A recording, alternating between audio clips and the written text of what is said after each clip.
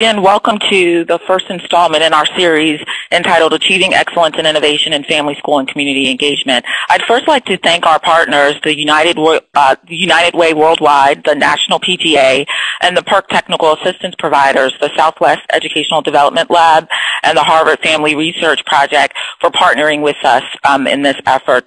Our goal with this entire series is really to raise awareness around the need to create family engagement, around the need to create a family engagement system that is really viewed in terms of its importance on the same level of other systems in education, for example, like assessment and accountability systems.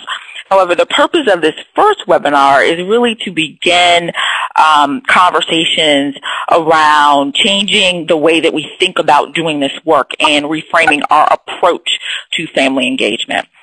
So this first webinar, we really seek to lay the foundation for how to create an integrated, systemic, and sustained family engagement systems.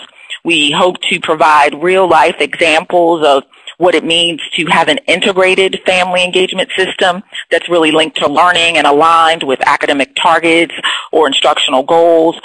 We want to talk about in depth what it means to have a systemic family engagement strategy where state, district, and school policies, plans, and family engagement strategies are really aligned to creating a cradle to career family engagement pathway.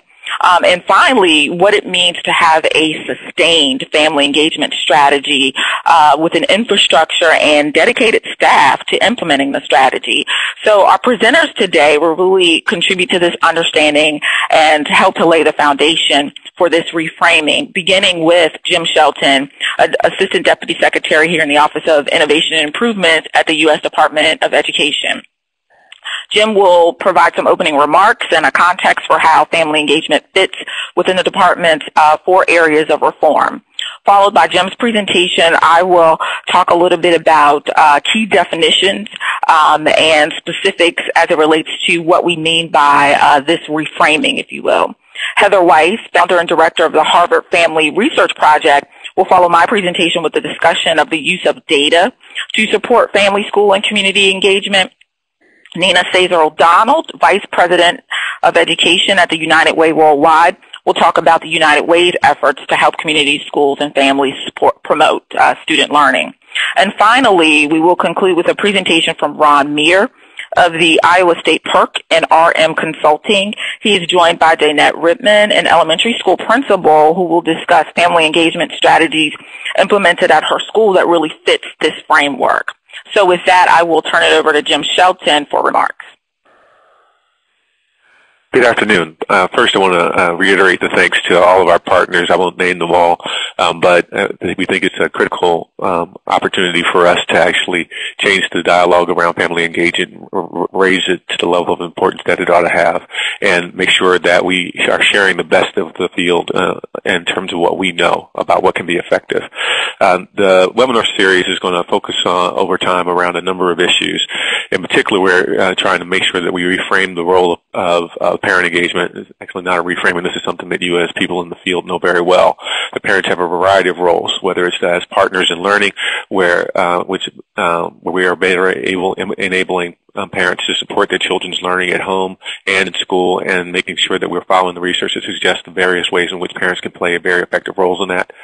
Parents as decision makers, making great choices about the pathways that their students take, the schools that their children attend, and even the teachers that they are allowing their students to be in the classroom with. And then obviously parents as advisors and advocates, making sure that they are involved in the decision making impacting their schools, making sure they're aware of the policies that impact their children and, as students, and in effect the school communities in which they have the opportunity to go to school. What this means is that the way that our various systems think about family engagement needs to make sure that it emphasizes several key principles. It needs to be purposeful. It needs to be data-driven. It needs to be ultimately linked to how students will actually achieve academically and how we actually support learning in the classroom. It needs to be responsive in terms of responding to the concerns of parents, and it needs to really honor the parents' contributions, not be condescending in the least form. And then obviously it has to support families and communities on how they actually organize to hold low-performing schools accountable. Unfortunately, many of the interactions that our families and parents have today is based in the fact that they are actually having to deal with the school because of a systemic failure. And that's something that we have to empower them to do in a much more effective way. The webinar series, the Achieving Excellence in Innovation in Family, School, and Community Engagement webinar series, is an opportunity for all the stakeholders to learn about family, school, and community engagement research, best practices from the field, and new innovations that are making a difference in school improvement and student learning.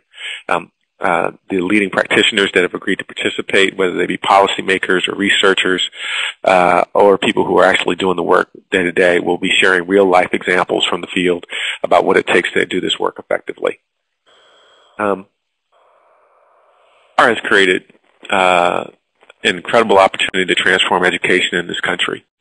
It has, you've heard about it in a lot of different forms, but mostly you've heard about it impacting the four critical reform areas, plus this notion of overall thrust on innovative approaches. Let me just take these four things apart and talk about how families fit into them just very briefly. Data systems. It's very important to family engagement that we actually allow information to be transparent so that parents have accessible, comprehensible, and actionable information about how their children are doing, about the resources and performance of the schools that their children attend, and about other roles and activities that they should and have the ability to access to influence governance and the accountability of the schools. Those data systems are the ways in which parents are going to be able to understand whether and how their schools are performing and whether they're serving their children well. And it's the first step in empowering parents. Second, obviously, everyone wants to make sure, every parent's first desire is to make sure that the teacher, the educator in the classroom and in leading the school actually is the most effective possible, that they are trained to deliver well for their child, that they're trained to and able, not only trained, but able to actually deliver learning and opportunities for significant exposure and developmental gains for their child, basically growth. And then obviously that the classroom is a place that not only the child is welcome, but the parent feels welcome, and that again, in partnering in that work around being a partner in learning, that they have somebody that they can talk to understand how to be most effective. That's not something that happens by accident. Obviously, teachers and leaders need to be supported in their efforts to learn how you actually engage families and parents in particular effectively, and that's something that we have to understand how we leverage the resources that we have to accomplish more effectively than we have in the past. I've talked about the lowest performing schools in particular, those schools that we know that for decades, in some cases, have been underperforming. Many parents have gone through schools and then knowing that they were underserved by them, and then are watching their children go to those same schools. We have to give parents the voice in actually improving those schools and demanding opportunities for change and opportunities for advancement for their children beyond what they even may have experienced themselves. And then obviously, with all of the talk around raising standards and having new and better assessments that get away from bubble tests but actually start to assess what children know and are able to do in ways that are much more effective, much more innovative, that allow us to understand if they are getting the critical thinking and other skills that we want them to have beyond just rote knowledge. Those are things that, we can easily get caught up in jargon as educators and as professionals serving in the education space. And we have to make all of that information accessible so that it's very easy for parents to understand whether or not their child is on the track to the kind of aspirations that they have for them around college and career. Making those things transparent, translating it into ways in which parents can engage in the classroom with their teachers, those things are critically important. Those are the most important things I think that I have to share with you today. I'll quickly want to turn it over to the rest of the panelists. But before I do, we know that we actually are lacking good information around family engagement. It's one of the things that makes it hard to put on the top of the agenda because it's something that everyone instinctively knows is important.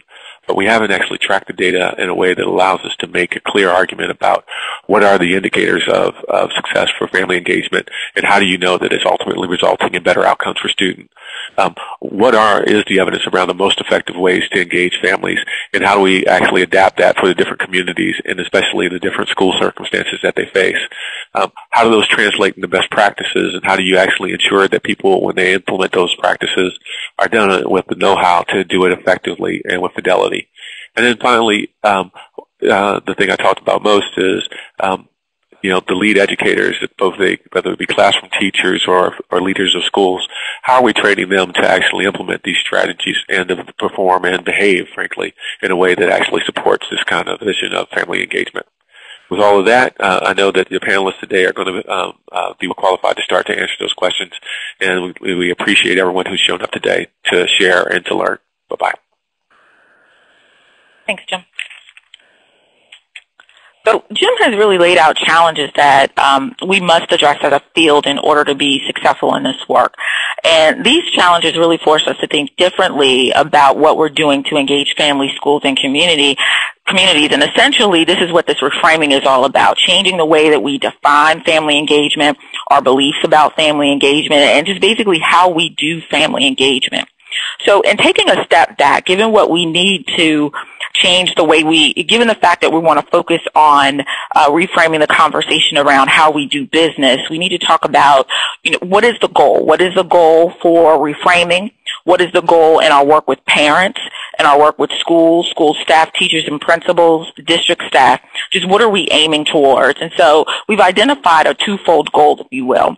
The first is to ensure that all families have access to information they need to effectively support their children's education from cradle to career.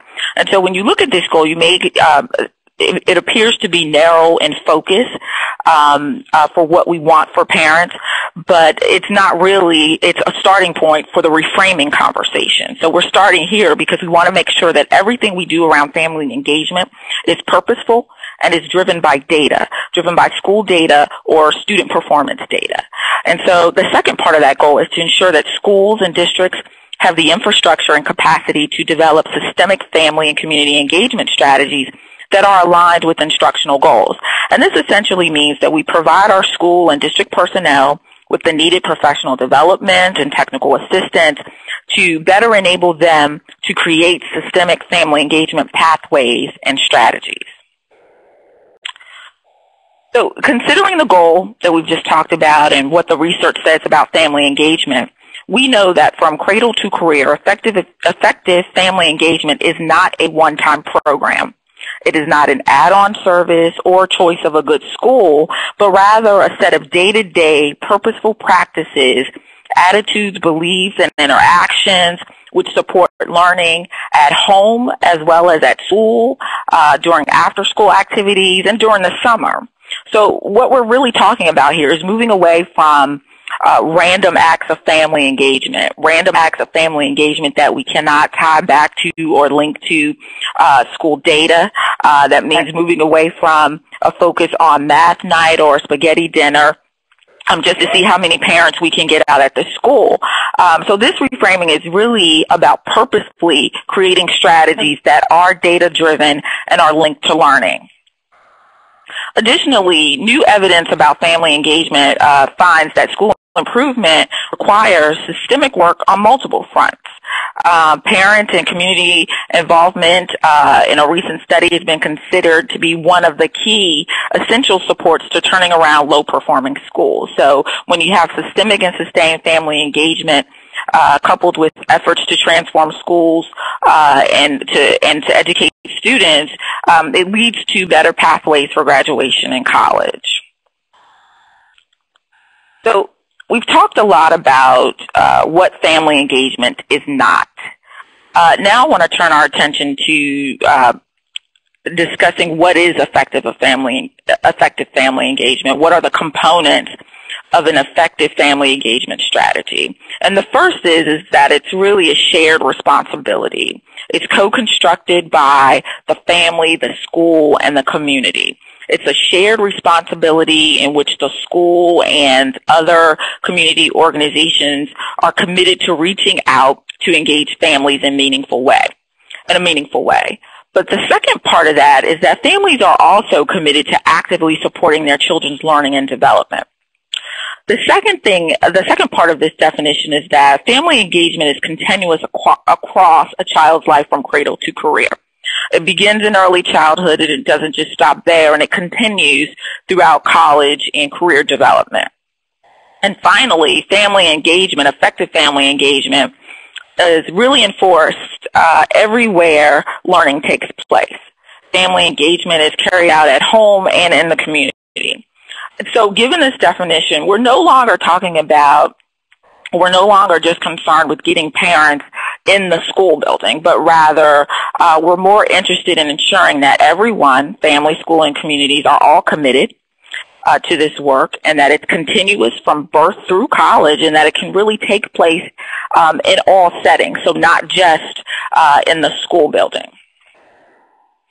So how do you create an integrated, systemic, and sustained family and community engagement strategy? That's really what we're talking about in terms of this reframing of family engagement, and what does it look like?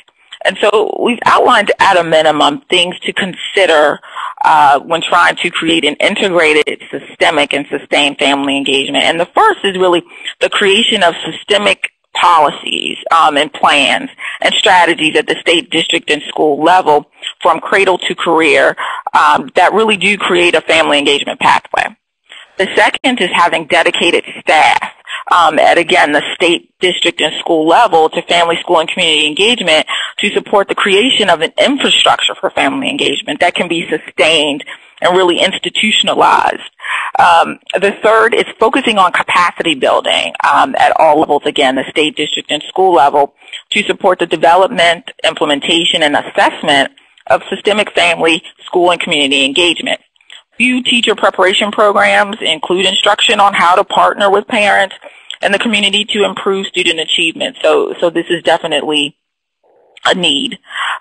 All school staff and administrators need guidance through professional development and technical assistance on how to carry out family engagement in the way that we're talking about, and also to ensure that it's aligned with the instructional goals.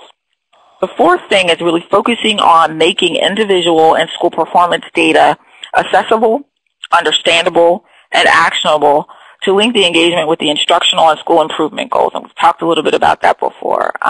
This will also enable informed, high-quality public school choice options, guide parent-teacher conferences, and otherwise just enable families to support their children's learning and play their role in the school governance process. So that's the importance of making sure that we have transparent data systems. The fifth thing is accountability for family, school, and community engagement at the state, district, and school level. And six, create incentives to develop and test innovative approaches to build best practices from cradle to career and ongoing dissemination on these practices to support innovation and continuous improvement.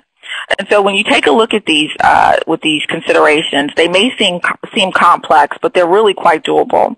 And while I'm sure that there are many places that are doing some of what we're talking about in terms of this reframing, I do want to talk about two places in particular. They're just an example, and they're two different examples, and that's why I'm highlighting them. The first is the Boston Public School District. So this is an example of a multi-tiered system of family engagement. It's highly structured, so much so that there's an assistant superintendent of family and student engagement to assist the superintendent.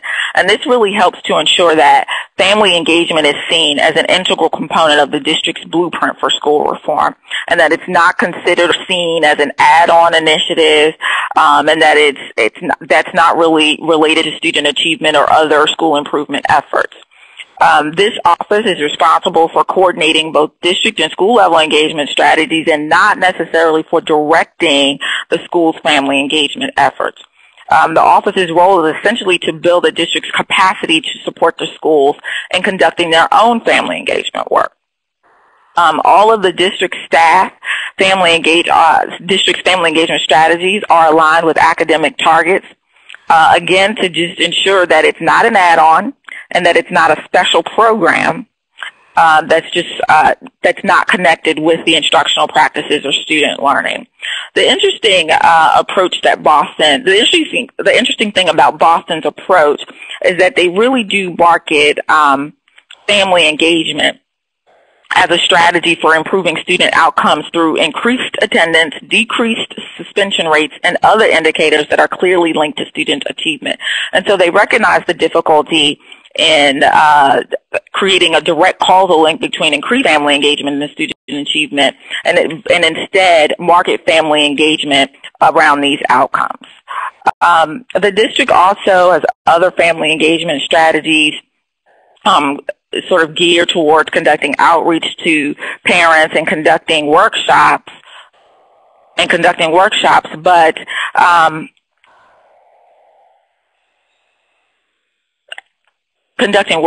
essentially this is just one example. The other example, which is my final example, is the Boston public school system, which is the Federal Way, Washington. They have an office of one staff, and they also use parents as outreach to pull in parents to try to help that. They use the parents to help with their engagement strategies. I want to speed ahead a bit and talk a little bit about the reframing of family engagement. I just want to quickly go over what the points that I've mentioned earlier in terms of what this reframing is really all about.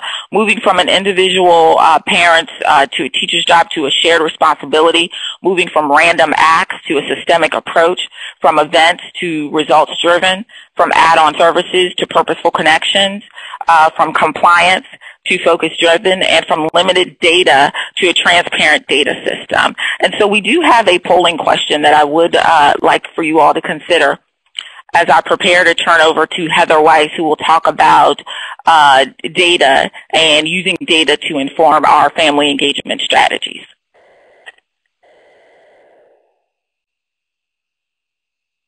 Good afternoon, everyone.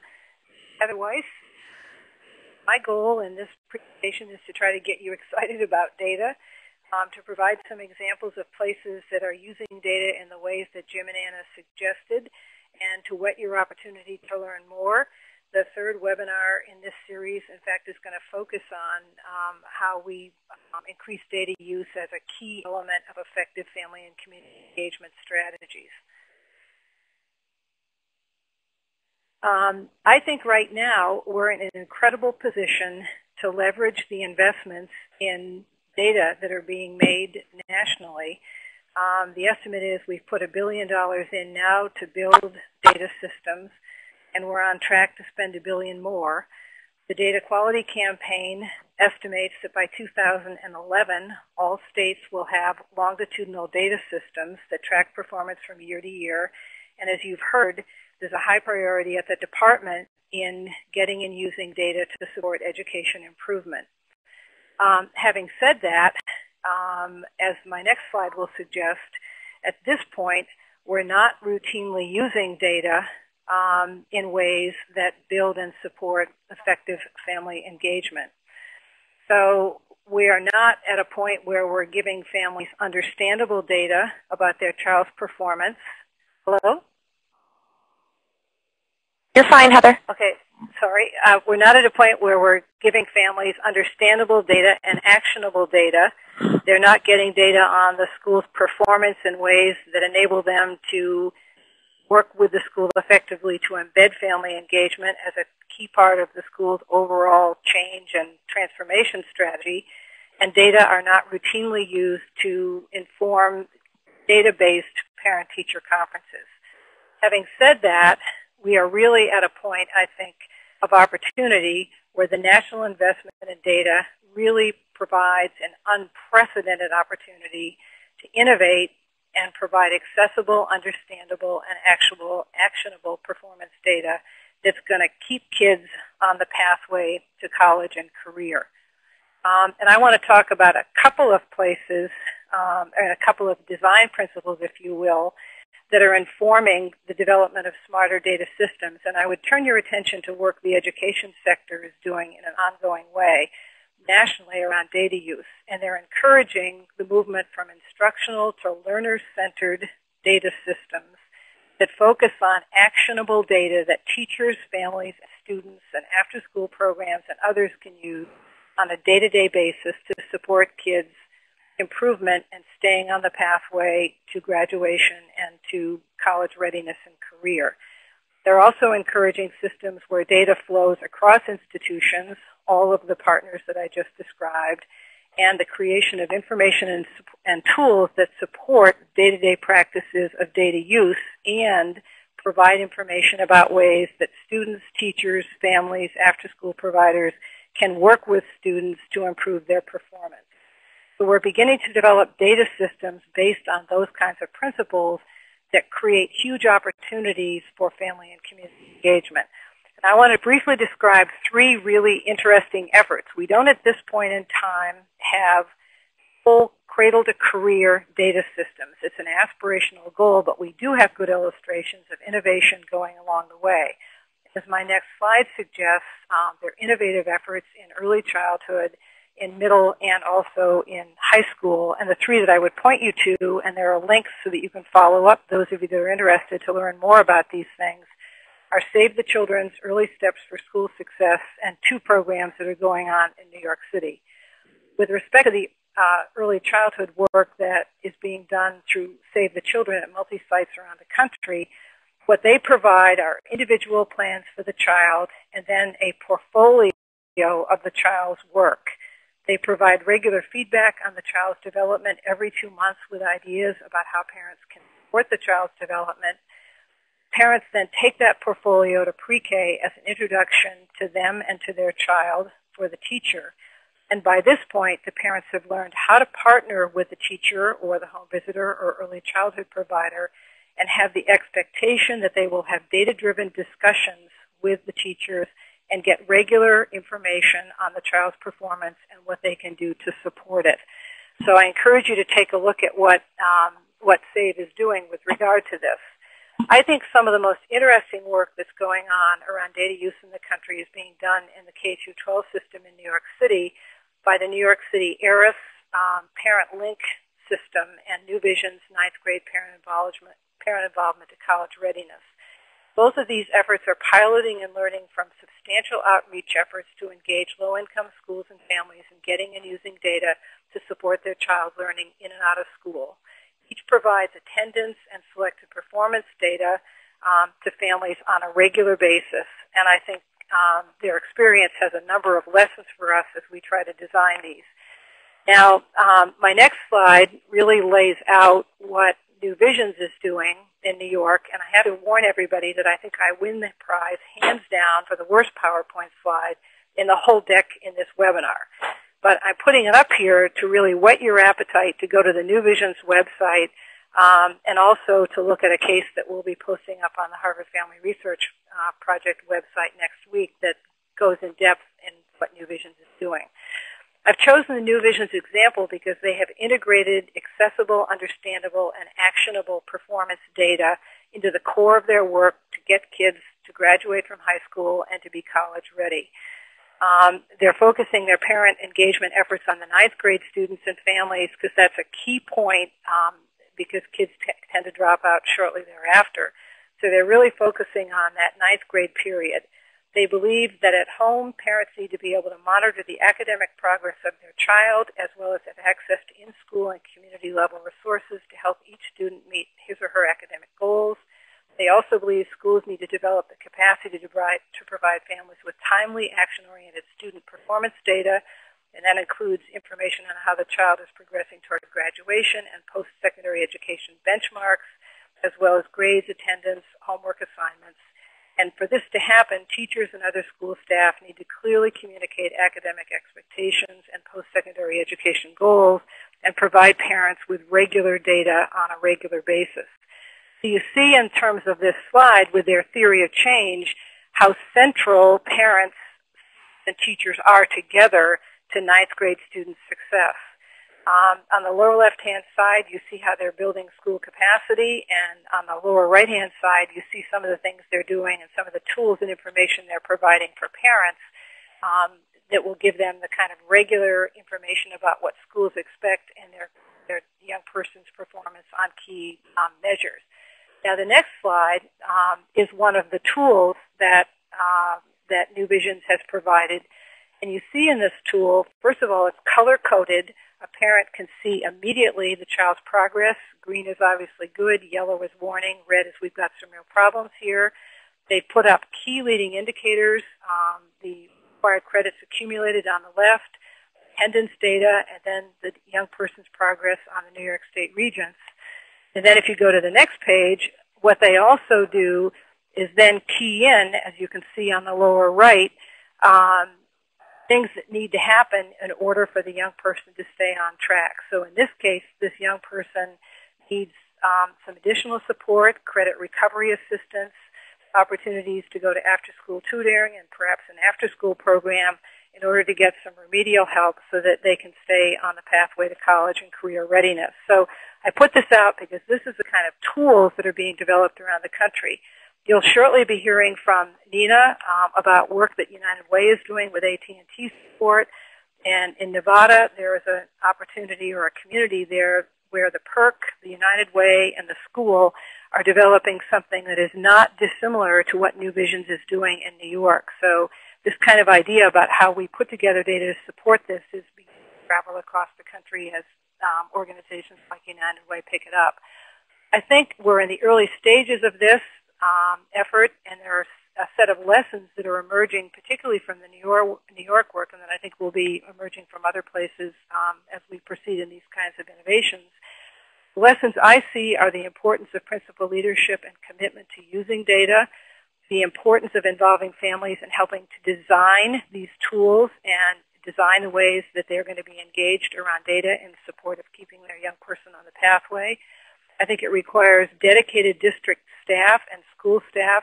In New York, the parent coordinators at each school have been essential in engaging parents around this data in an ongoing way. I think it requires the development of tools such as we've seen Visions has done to make data accessible and understandable and actionable. And I think it involves training teachers and parents to have data-driven discussions at parent-teacher and student conferences and elsewhere. And finally, as I look at some of the examples that are going on in New York, what is happening is as people begin to integrate the family engagement and data use into the core of their reform strategies, it has a catalytic effect. They're beginning to see many other ways that they can engage families to keep on track. So I encourage you to continue to track some of the work that's going on data use, because I think it's some of the most exciting stuff we've got in the family and community engagement arena. So with that, I'd like to ask the poll question.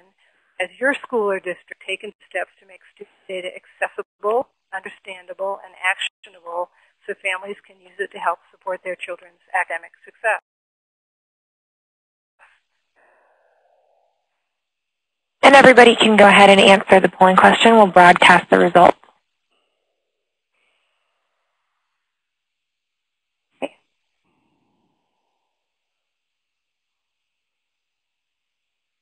And I would like to turn it over now to Nina. Thank you, Heather.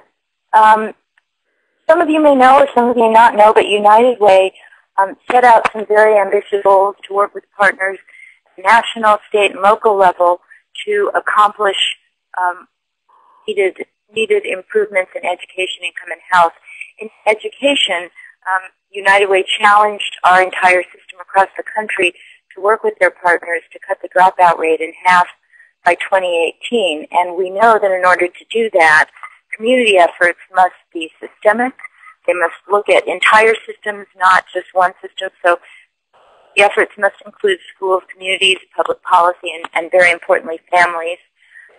That systems and community work at the local level and at the state level and at the federal level must be in sync, building off each other's efforts and well coordinated, and they must be sustainable, which means really two things. That there must be an eye for how to continue and scale up sound practices that are yielding results, and that we must provide strong support for children and families from birth through adulthood is one of the most important strategies. United Way Worldwide also set a cradle-to-career agenda, because we know if we're going to have any success at achieving our goal, we really have to focus on children from when they're born until when they're successfully launched as independent, financially stable adults. So in order to do that, we need to make sure that children and their families have the community supports, resources needed to ensure that their children are thriving and successful in schoolwork and life. And so in order to accomplish that, we've organized our education work into 5 focus areas.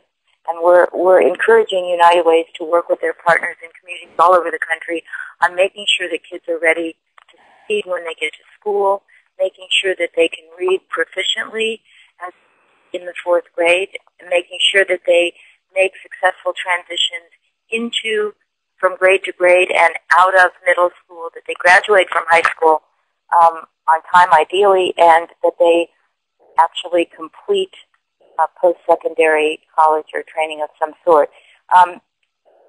We know at United Way, as all of the previous presenters have said, that it takes partnership across multiple sectors and players for children to succeed through that trajectory. It requires supportive communities, effective schools, and strong families. And I think the logic model that Heather just shared with us illustrates this in another way, that the success for children and education has to be a shared responsibility with schools and communities and their families.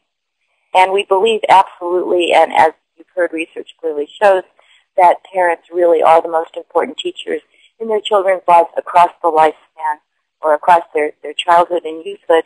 And experience also tells us, and research tells us, that families want the best for their children. They want their children to be successful.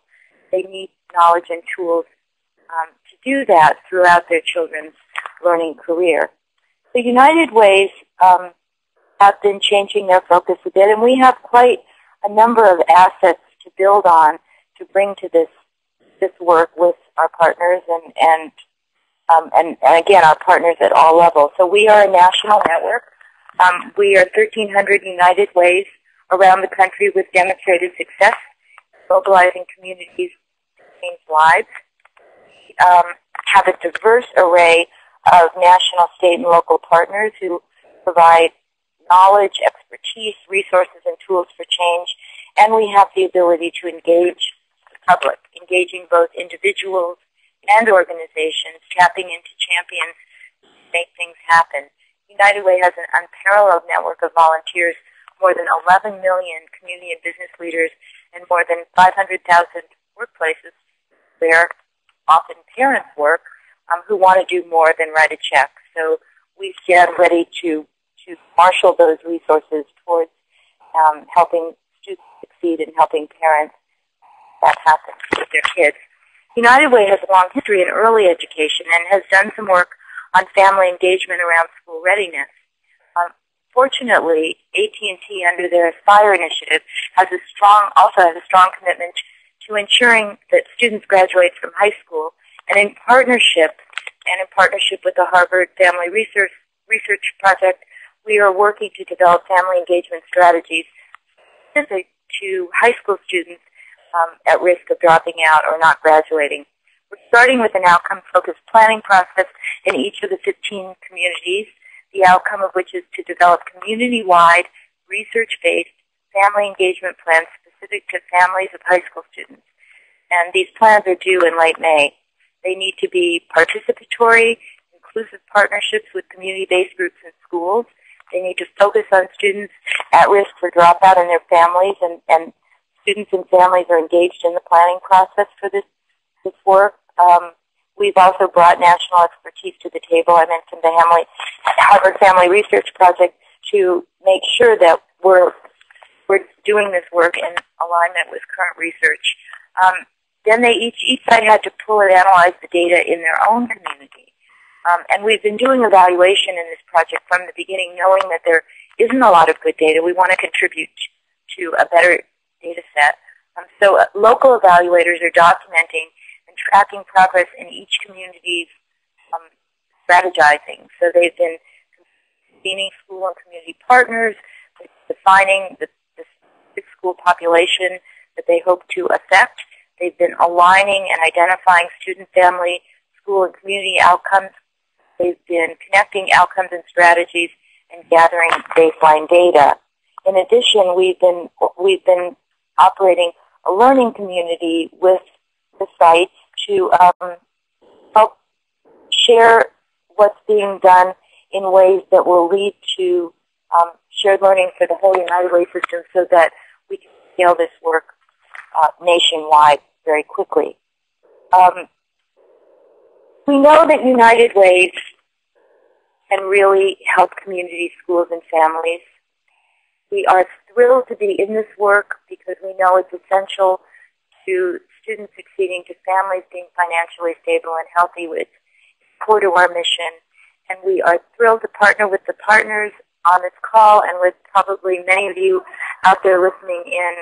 So as you move forward in your family engagement or in your communities, please remember, if United Way isn't in your mix, to invite them in. And with that, I'm going to turn it over to Ron Meir, who's going to talk about the Iowa State PERC. Hi, this is Ron, and I'm from Iowa. And as she said, I'm part of the Iowa Parent Information Resource Center, or PERC. And I've been part of the PERC in Iowa since 1994, excuse me.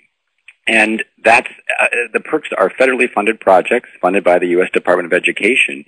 And if you could have visited Iowa in 1995 and looked at what we did, and if you came today, I think you would see that we've grown enormously in our efforts, and we've really learned a lot, and we've become much more sophisticated in our approach. When we started in 1995, this whole idea of parent engagement in schools was really just starting to take shape, and we didn't have a lot of resources. And we decided that we were going to be capacity builders. So we targeted schools. And what we wanted to do was work with teachers and help them work with parents. And our phrase was, how could we help parents be more engaged in their children's learning? And because there weren't a lot of resources available, we had to develop our own. We created our own process. And there were some things out there, but things rapidly started to grow. And we had our big reframe in 2002. And that really came about as a result of the publication called A New Wave of Evidence. It's a CETO publication. And it was written by Ann Henderson and Karen Mapp. And in that document, they really looked through all of the research that said, here's the effect of parents and schools working together and what it means. And they made 9 recommendations. And we thought very long and hard about these, and we used these recommendations that were based in the best research at the time to create a framework for how we thought about parent engagement. And so we evolved from our initial strategy of targeting schools, primarily targeting teachers and parents, to really having our capacity building approach have 2 prongs. We now have a very strong focus of networking and trying to build the capacity and working with state partners. And we continue to work with school-based teams, but that work, as I'll explain in a little bit, has really gotten much more sophisticated and much more targeted. And, you know, in 1995, we thought we were really successful if we could help each school building that was working with us establish a goal of parent engagement as part of their school improvement planning process. And as you look at the next slide, it talks a little bit about what's different now. And so if you came to see our PERC in action now, you'd see we really are trying to create a very integrated statewide approach to parent engagement. And one of the biggest changes is that parent engagement is no longer the goal. What we have learned from talking to national experts and reading and talking to our professional peers is that parent engagement, by our definition now, is an effective strategy that schools can use to reach the ultimate goal, which is increased student learning. And so this framework that we've adopted that's based on the work that came out of A New Wave of Evidence and their follow-up book, Beyond the Bake Sale, you'll see that we really try to help school staff understand and our state-level partners understand that this can be an effective tool that you add to the toolkit that schools have to increase student learning. One of the things we also were inspired to do in 2002 is to really reach out to state-level partners. And what we wanted to have happen is that all of the people in Iowa at the state level who were promoting parent engagement or who were involved with parents in education, that we had a similar framework, we had similar definitions, and we had a similar approach, and that we would work together. A friend of mine from New Hampshire who's involved in this work said to me several years ago that she really thought that what all the PERCs did and what schools did when it came to parent engagement really was just a set of random acts of parent engagement. And she really got me thinking about that. And we had many conversations. And in talking to her and others, we really thought about this in Iowa. How could we help schools and our state partners move from these disconnected events to a series of connected activities that would really aim ultimately around parent engagement at improving student learning? We wanted to help schools and our state partners go in depth and over time, and that things really connected to result in increased student learning. So that is a big theme for us now, and when I talk in a bit about what we do at the school level, you'll see that we really try to help schools go in depth and over time. The other thing that we're committed to in our framework for parent engagement is continuous improvement on our part, and we are constantly talking to national leaders, PERCs in other states, and our partners at the state and local level in Iowa, and really trying to learn from our experience and feed that back into the process so we can continually make our approach more effective for schools. Right. Okay, so if you look, I want to talk first about our state level strategy. We have, as we retooled ourselves and we tried to think of how we could be very systemic at the state level, we tried to seek out the partners who were doing the most with parents and learning. So our strongest, we have many, the four that are listed here are really our strongest partners. The School Administrators of Iowa, that's the professional development agency and the professional organization that represents virtually every school administrator in our state. We work very closely with the Department of Education on multiple initiatives, including the Title I office. We have a strong partnership with the Iowa Association of School Boards Foundation staff and their work with their constituent members throughout the state. And as you've heard everybody say so far, this really is a cradle-to-college effort. In our state, the state gives money to counties to do early childhood home visiting programs, and that's through the Iowa Empowerment Office. And we work with them to coordinate parent engagement even at the early level. So we try to have a cradle-to-college focus as well at the state level. And on the next slide, I have some samples of the many things we try to do in terms of what it looks like for us to provide assistance and support and to integrate our efforts with these existing state initiatives. And it's very important to us not to make this a new thing, but to make it part of what already exists. Every school district in Iowa goes through an accreditation process, and we work with the Department of Education staff who lead these visits, and we give them tools and training and materials that they can use to help prepare the districts for their site visit and to engage in much more meaningful conversation with districts about what do they know works, how can parent involvement be a strategy in their district to support increased student learning, and where can they get resources, and they become, for us, a referral source where we can serve in this role for districts who want some assistance on this, if they want to increase what they know about parent engagement, or they want to try out some of the strategies, or if they want to go in depth, they can come to us and we can provide that support. We work with the Department of Education in every single school that does not make adequate yearly progress. For several years, we had a shared staff person who was part of the PERC and part of the State Department of Education, and she helped design the process that schools go through to turn their schools around, a part of which, very importantly, is a strong, complete, thorough plan for parent engagement in ways that would assist with the turnaround process. As I mentioned, we work with the School Administrators of Iowa Association, and that's the group that administrators turn to for leadership. And we have a belief in our state that, we know if something's going to happen in a school building, if a school building is going to embrace anything, including changing the way or improving or adding to the ways they do parent engagement, the principal has to be on board. They have to be supportive.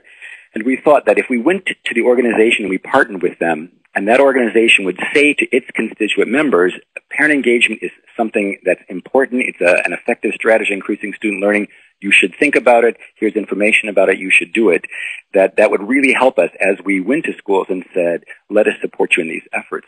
We took a similar approach with the Iowa Association of School Boards and have worked with their staff to get information out to school board members around the state about what can they do in their role as school board members. First of all, to understand what effective parent engagement looks like, and specifically what those boards can do to support the administrators and the staff in the district to really work to engage parents in ways that support learning. One of the things I think I'm most pleased with in our efforts, in our state, we have a set of state standards against which all teachers are evaluated. We have another set of standards against which all administrators are evaluated. And if you looked at the administrator standards, Standard 3 is family and community engagement. And that standard and the measures underneath it were written in a partnership between PERC staff and the State Department of Education. And we have followed up on that by training all the superintendents in the state and all of the administrators who are certified to do principal evaluation around what does that mean? What does quality family and community engagement look like? What should they look for in their staff? And how can they support their staff to increase their knowledge and begin to infuse effective, best-known practice into their work? We're also doing some work with all the teacher training institutions in Iowa, trying to give them materials that they can use with pre-service teachers to help them understand how to think about parents in a different way as an effective strategy for improving the learning outcomes for their students. So those are some of the examples we do at the state level, and we're constantly looking for additional partners and trying to provide information about effective strategies on parent engagement to them so they can embed them in their efforts.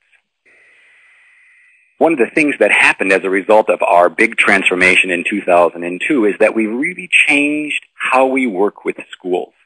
And our desire is to build the capacity of schools to really engage parents in ways that support learning. And we had a pilot project that we called SPIN, Sustaining Parent Involvement Network.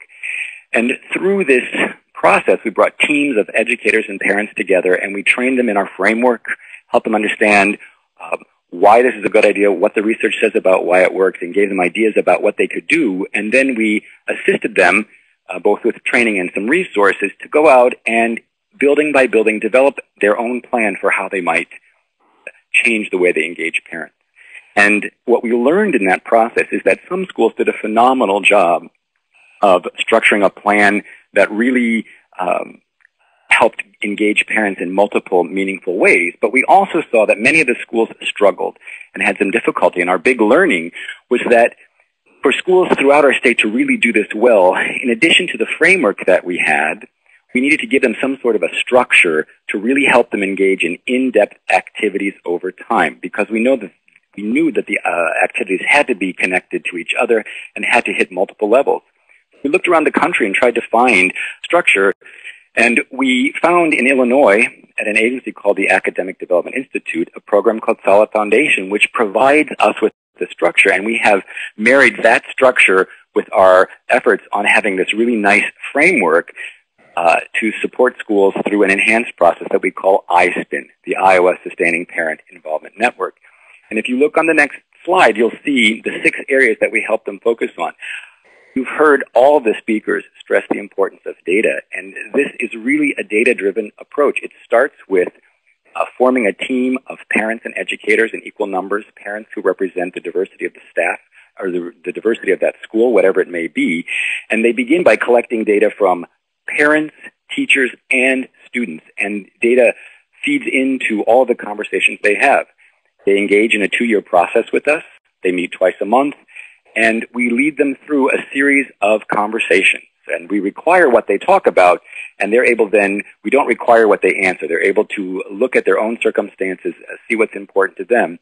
And they engage in these twice monthly conversations for a 2-year period. And in these conversations, you'll see here on the slide, the 6 things we try to help them do, because we want this to be a systemic effort. We need to hit at all levels in the school how parents are engaged. And part of the conversations really help them focus on and be clear about how they share leadership among educators and parents for increased student learning. A big part of what we do really helps the school make explicit their expectations of parents in many ways, but also helps make explicit what the parents' expectations of the school staff are and can be.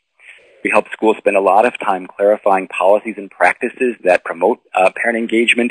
We look at classroom visit policies, building visit policies. We look at the homework policy. And as the schools are able to sort out why they give homework, what the focus is, they also articulate what is the role of parents in this, what's the role of students, and at the same time help parents understand what they do in support of this process. There are many conversations about improving communication between parents and schools so that it really is two-way and meaningful. We provide multiple professional development opportunities for the staff, and they in turn provide training opportunities for parents. They ask the parents what they need, and like what Nina said, some of that may relate to what at the high school level do they need to support their child in terms of being prepared and being able to go on. How do they understand the assessment data? And then the last component is through a series of conversations, we really promote as many face-to-face connections as possible, both at school and in the community. And that means that we include home visits. It's a voluntary process. And in a moment, Jeanette Rittman, who's a principal in one of our schools where we're working, is going to talk to you a little bit about this. And before I turn this over to Jeanette, I think we have the last participant poll for today, asking you to vote to see if you have a core group of dedicated, knowledgeable, and skilled staff in your schools to engage families to support the student academic process. That's a little bit about our approach, our two-pronged approach, the statewide approach and the local approach. And our last speaker today is Jeanette Rittman. She's the principal at Garton Elementary in Des Moines, Iowa. There are 600 students in the school, K-5, Title I school, and about 80% of the students receive free and reduced lunch prices. And Jeanette's team has been with us for 2 years. She's in the second of these 2 years, and she's going to tell you a little bit about what this looks like and feels like at the building level. Thank you, Ron. As Ron stated, ISPEN has provided the framework and the structure for many Iowa schools. This is definitely the case at Garton. The framework has enhanced our parent engagement strategies to support student achievement, while the structure has provided us the foundation to make it possible to strengthen our current efforts by providing us with predetermined agenda items, team time, and networking. This has allowed us to begin this endeavor with parent engagement. ISPEN has provided us opportunities for shared leadership by forming an ISPEN team. The team includes parents, staff, success worker, counselor, administrator, and a team facilitator. The team meets twice a month and plays a critical role in the success of parent engagement strategies. The school's first step was collecting data from our staff and our parents. This gave us valuable information on where we needed to begin. The team worked closely to identify the areas parents and staff agreed upon and those areas where there were significant differences. One area we needed to improve on was clarifying expectations for students, parents, and staff. The team created a student-parent-teacher compact, homework policy, disrespect policy, and a visitor policy, which clearly defines the expectations for students, parents, and staff. We found these were extremely useful to refer back to for clarification throughout the year. One way we were able to get staff buy-in was by sharing the data with staff, having them analyze the data and conclude that clear expectations were needed to support parent engagement and ultimately increase student achievement. We were able to effectively disseminate the information planned and discussed during our ISPEN meetings to all of our staff through grade level meetings. We found that the dissemination of information in our PLCs provided staff more opportunities to openly share their feelings towards the information we were presenting to them. We were able to share information, receive input from staff, and take suggestions back to the ISPEN team to make adjustments. This process has been a very effective way to hear everyone's voice, which is critical in the change process. Creating a welcoming environment for all parents is extremely important for us at Garton. We have an extremely diverse population with 16 different languages represented at Garton. One important way we can gain trust was to do home visits, and we've done home visits for the past 2 years for those staff that really wanted to participate. We had staff share their experiences with their colleagues to gain a greater interest among all staff. Several staff shared how proud students were to have their teacher come to their house. They would clean their rooms and they'd put their best clothes on for their teacher. A 4th grade teacher shared with us that one of her parents commented to her, "I knew you really cared about my son when you took the time to come to our house and meet us." One of our 2nd grade teachers said that doing the year that she did home visits was the best year when communicating with her parents. Home visits had a huge impact on the success for her school year. Home visits is an area that we want to continue to strengthen because we see the value in them. This year we had 10 out of 24 classroom teachers complete home visits. It's our hope to have 100% participation this fall. And by completing home visits, staff are able to gain a greater sense of empathy for the families that we serve. We also provide open house and culture fair and parent activity nights based on our curriculum, parent workshops based on parent interest surveys, and we find it very valuable to have parents be part of our school-wide discipline plan prior to students receiving an expectation room referral. This has been a challenge for us since some parents don't understand they play a critical role in assisting the school with their child's behavior. But it has been very important to us as well. As you can see, parent engagement is a strategy that must be woven in throughout the day to gain the trust and the open communication between students, parents, and staff. It must be a partnership willing to change and grow to support student achievement. This partnership does not happen overnight, and it takes an in-depth look at current practices, and over time, through the use of data and professional development, resources, and the willingness to change, the partnership will grow and develop. You can see that we've provided you additional quotes from a parent, principal's, and a superintendent's perspective. Thank you. All right, thank you, everybody. We're now going to turn to question and answer. Question and answer portion. Just to reiterate, we put it in the note pod over on the side earlier, but all the slides and the audio of today's presentation will be sent out via email and made available. And with that, we're going to go. We're going to Todd. We're going to go to the. Sorry, we're having just a minor technical difficulty. Okay, I didn't know. Okay, so now with that, we're going to do our best to get to questions and answers. There have been a lot of questions that have come in throughout over the course of the presentations. So we're going to, literally hundreds, so we're going to do our best. And we'll go ahead and get started. Ron, there was a question regarding the Ann Henderson book. Participants were wondering if you could give the reference information for that book again. There were two books that I mentioned. The first one is called A New Wave of Evidence, and it's a CETL publication. I know there's a link to the CETL website, and you can Google A New Wave of Evidence and download it as a PDF. It's by Ann Henderson and Karen Mapp. And that was 2002, and they had a follow-up publication in 2006 called Beyond the Bake Sale.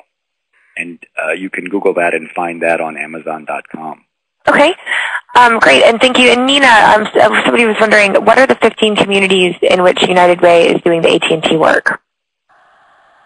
I don't have them all in my head, and so we will post them with the archive of the webinar. And Jeanette, a participant was wondering what subjects, in which subjects did you all provide the parenting workshop? We did school discipline, and we incorporated 1, 2, 3 Magic for behavior discipline, as far as discipline at home. And we also incorporated ESL workshops for ESL families, providing them information that was valuable to them for a successful school year. Okay. Now here's a question. Are there resources out there that help parent education programs evaluate their work? Formal evaluation is often too expensive for schools to fund. So would Ron or Heather, would one of you be willing to take that question? This is Heather. Yes, I think there are some tools out there. And if you go to our website at the Harvard Family Research Project and look at the family involvement section of that website, I think you will find some of those tools. Great. And another question, are administrators ready to provide time to educators to receive professional development on family and community engagement? Ron and Gina, what's been the experience in Iowa? I can tell you that in Iowa, that when we talk to administrators about that, we understand the most important thing that contributes to student learning is quality instruction, and that they can improve the effects of their quality instruction if they add to that parent engagement in ways that's linked to learning. We get their attention very quickly. And when they understand that and they become familiar with what the research says about it, and they have become very willing to allow folks to have release time or time to engage in professional development around this. I have to tell you that the problem we have in Iowa with our PERC is that as we go out and talk to schools about participating with us, we have too many yeses, and we're running a little short on staff. And so I would tell you that my experience has been that once administrators understand how it's linked to learning, it helps them achieve their desired goal, they are very interested and supportive. Okay, we have a question for Anna. Jackie, could I chime in with two additional things in response to that question? Anna mentioned early on that there was recent research about the importance of family engagement, particularly for low-performing schools. I want to put another resource on the table, and it's called Organizing Schools for Improvement, Lessons from Chicago. It just came out in January of this year. The lead author is Anthony Breich. And basically, this is the best analysis I know of longitudinal data, in this instance from a set of high-poverty schools in Chicago. And it's a very sophisticated data set and analysis of what differentiated the schools that were able to turn around on, serious indicators of child's achievement versus those that did not. And they come up with 5 essential elements, one of which is family and community engagement. The other book I would put on the table is by Rudy Crew, who was the superintendent in New York City and most recently in Miami. His book is called Only Connect, and as a superintendent in some of the biggest, cities in the country, basically his argument is that it is essential for him as a superintendent to have engaged families if he is going to move his district on bottom line achievement. So to the question of will people allow teachers to get trained in this, the discourse is changing now so that we're understanding that we're not going to get a lot of schools turning around unless we begin to incorporate family and community engagement as a key part of the strategy for turnaround. I'll add one other comment. In our state, in Iowa, the 8 largest school districts get together monthly to talk about how they can mutually support each other. And this past year, when they were asked, what is it you want help with and need help with, among those 8, the number 1 or the number 2 item was, how do we engage families? So they're asking for it. Right, and the next question is for Anna, and it relates to the proposed consolidation. And wondering, there's a participant wondering if PERCs will fail to be funded past fiscal year 2011. How does the administration propose to go about disseminating practices like this in states and among local districts? This is Anna. In the 2011 proposed budget, the department has consolidated PERC funding with the Expanding Educational Options Choice Program.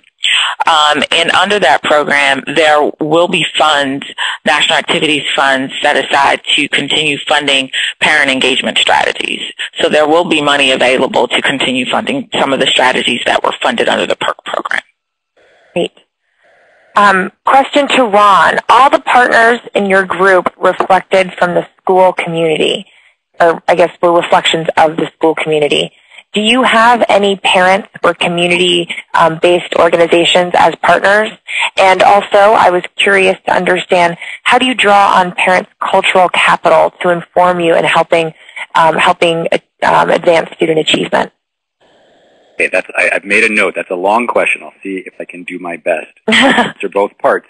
On the first part, parent and community partners, I listed, because of the time frame today, I listed some of our key partners. So we have many other partners. For example, we have an effort called Partnering in Communities that we do with Iowa State Extension, and that's where they have developed a very structured process to go in from the community perspective and have business partners, other groups mobilize the community, including the school, to find ways to as a community, support increased parent engagement. So, and that's been picked up by Iowa State Extension, and it's offered in all of our counties around the state, and we have multiple groups that have been in that process for several years. We also reach out to parent-serving groups. We partner with our PTI, which is the Parent Training and Information Center, which was a federally funded project to support families of kids with special needs. We reach out to different groups. We have multiple projects that partner with parent groups around cultural issues. One of our projects is called, I hope I say this right, Latinas al Éxito, which is we work with the Association of University Women, and they work in our communities in Iowa that have large Latina populations, and they work with junior high girls and try to pair them with adult Latina mentors and really try to help connect them, not unlike what you heard in terms of the United Way process for looking at what does it take to go on to higher education and career. So we try, anytime we find an agency or group, whether it's a large public agency or it's a parent-led group, if their interest is in increasing parent engagement as a strategy for supporting student learning, we will try to embrace them, and we have many different partners. One of the links that you'll see is to our website, and you can go on our website and look at what some of those are. Cultural competence is an important piece of what we do, and we have tried to bring in professional development speakers for our administrators and teachers to talk about how you can harness the energy of all parents, including parents of color, and bring that into the process, and how also when we talk about our framework, we have, and what we've learned from Ann Henderson and Karen Mapp, we really try to help our school teams understand how to honor the contributions of all our parents and have that be an important factor in what when they put their plans in place. Great. And Anna, we have a follow-up question. It sounds like there will be funding for parent engagement strategies in the federal budget after 2011, but there will not be perks. Is that correct? I can't speak definitively about as to whether or not the PERK program will be put back in some shape or form. Right now, though, the proposal is to consolidate the program with another program. So that's the only bit of information that I have right now as it relates to the PERKs. And Ron, this is another question for you. We have a couple participants asking what your background is. Are you an educator or were you a parent that got involved? I started my work with parent engagement 16 years ago. The same year my oldest child was born, and I had an interest. My background is as a social worker. I was trained to be a mental health specialist. But I am the child of teachers, I'm the husband of a teacher, and I'm around teachers all the time. So I see myself as a good bridge between the world of education and the world of human services and support. And for any of the presenters, can anybody speak to strategies and effective practices in engaging limited English families? This is Nina. I'd like to tell a quick little story about something that happened in San Antonio, where the United Way and community partners in the city were all working together. It was part of the Making Connections neighborhood that had been given intensive technical assistance to help kids succeed on a life trajectory by the Annie Casey Foundation. And after looking at data, everybody agreed that in these 4 schools in a predominantly primary Spanish language community, kids were falling off. Actually, they started out looking at high school graduation, found that kids were starting to miss school, be truant, be delinquent, have all kinds of academic problems, and test scores went into the toilet in about 4th grade. And so they decided, after much more deliberation, that family engagement was the solution, and brought in a group of parents and said, here's the data, here's what we've learned, family engagement is an issue, here's the models. The parents said to them, if you give us a model, it won't work, let us design something. And they designed an initiative that's been going on for, I think, 2 or 3 years now, where parents began to organize parent engagement, home visits to other parents, workshops, trainings about the importance of being involved in your kids' school. They started something that still continues called in all these 4 elementary schools called Coffee at the Curb, where volunteer parents show up every day and with coffee and sweets for parents who actually bring their kids to school to encourage that. And by the way, over the last 2 years, test scores have gone through the roof. Discipline, truancy, all of those issues have disappeared. Every one of these 4 schools now has a parent room, and the vice principals who had formerly been disciplinarians are now able to help the parents run the parent room and parent engagement strategy. So it's definitely possible whether parents speak Spanish or other languages, but I think a key is involving parents in the solution. I would like to also piggyback on that. This is Janette. And 2 of our parent workshops that we held this year were specifically for our ESL students and their parents, and we had wonderful turnouts for both of those. And it was basically to provide them information that they needed to help their child succeed in school. One was focused around the Iowa Test of Basic Skills, which is our standardized test that we have to give to all students, which many of our ESL students struggle with. And having a better understanding as parents, they were able to support their students or their children and provide them the resources that they needed to support them as far as just the basic things that we might take for granted, getting a good night's rest, eating breakfast, coming in comfortable clothes, being prepared for the week that we are taking our test for Iowa Test of Basic Skills. Providing them just the general information. They were so grateful and they were so appreciative of everything that we were able to offer them. They want to have more of these workshops next year. And like I said, we started off with 2 this year, and we did 1 at the first semester and 1 at second semester. And parents were thrilled to be a part, and I think if we give them that opportunity, they will come, and they do appreciate everything that we can do for them. One of the pieces of technical assistance we provide to the schools we work with, the school teams, relates to data. And I believe I said to you that at the start of the process, they gather data from parents, teachers, and students. An important thing that we do with these teams is have them look at how many of their parents answer the survey, who these parents are, and do they represent the diversity, including the language diversity of their building. And one of the first activities is if you don't have the voice of those parents represented, really stopping and thinking about and taking steps to make sure the voice of all parents is represented in that early process. And they work, and sometimes it's harder for teams than other teams. They then try to find some building-based local strategies that can really up that parent voice, not just in the survey, but the ongoing conversations of the team. So one question that we're getting a lot of is not surprising in terms of the current economic climate and LEAs struggling to preserve any innovative any progress that's been made or institute some of these best practices in the face of in what is turning out to be in lots of places some pretty severe budget cuts regarding early and K through 12 education. So does anybody on the phone or does anybody on the presentation have some insight into that?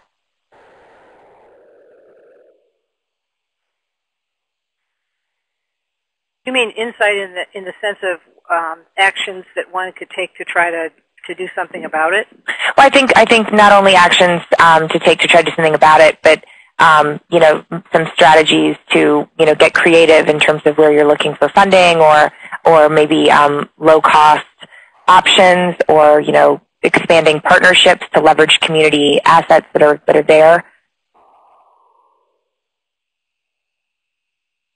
Nina, I think as somebody who knows the work that United Way is doing, that the kind of partnership that United Way is creating with families, with community-based organizations, and with schools is a really good example of how to leverage everybody's resources to try to really create a systemic and sustained and integrated approach to family engagement. Maybe you want to speak a little more to it, Nina.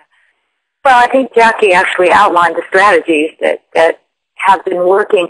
I'm actually, as we're speaking, at a meeting of 6 communities that we've been working with over the last 2 years on strengthening families initiatives, which are very much parent engagement, and they're reporting what they've been doing for the last 2 years, and a couple of them from for example, Brownsville, which is a very, doesn't have a lot of money, it's the poorest zip code in the country, talked about not having money being, and I'm not saying not having money is good, but not having money caused them to think about partnerships and leveraging and engaging with families in different ways and looking at families as assets.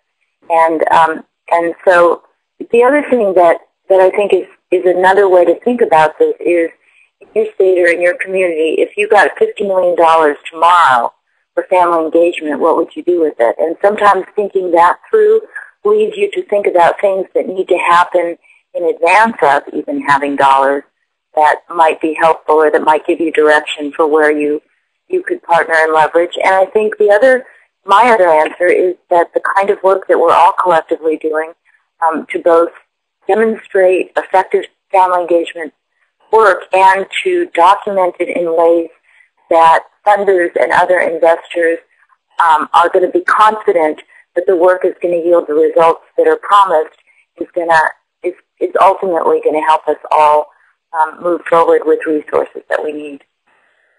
I think it's always nice and very helpful to have resources. And as while you're out looking for those resources, one of the things that we encourage our teams to do is to reflect on all of their current ways they are reaching out and engaging families, and to think of those in light of what the research says is an effective way to work with parents to increase student learning. And I think we find in many of our teams that it's not hard for them to start something new, but what is harder for them is to examine their current practice and work smarter and let go of some of the ways that have less evidence of being connected to student learning and put other strategies in place. So I know that one thing that the schools can do when they don't have as many resources is to really do a little self-assessment and do a scan of what's going on already in their building or their district to see, are these the most effective ways, and are they things that can be replaced at no cost or low cost? I think that's some great insight. Anna, we have yeah? Can I add one more thing? Yeah. One of the co-sponsors of our webinar series is the National PTA. And I encourage people to go on their website because they're doing a lot with respect to public education around the importance of family and community engagement and trying to bring the research base into the public policy conversation, for example. So I highly recommend, they've just done a legislative guide to each state's family engagement legislation. So I highly recommend that people take a look at what the PTA is doing as well. And we have a question for Anna. We have a participant who wants to know how the Department of Education is working with other federal agencies who are also committed to cultivating child, family, neighbor, teacher, service provider, pastor, policymaker, etc. engagement for optimal child development. The department is engaged with, we co-sponsor an interagency working group with with HHS, and I believe it's a work group with about 7 subcommittees, of which family engagement is one of them. But that's one large interagency working group that we're currently actively engaged in. And then there are conversations around partnering with other federal agencies, but there's nothing concrete or set in stone that I'm able to talk about currently. But those conversations are going on internally. But the one huge interagency working group that we are currently a part of is with HHS. Great. And we have another question for the department. The participant writes, parent and call for a short and quick process and do not require school leaders to get input from parents.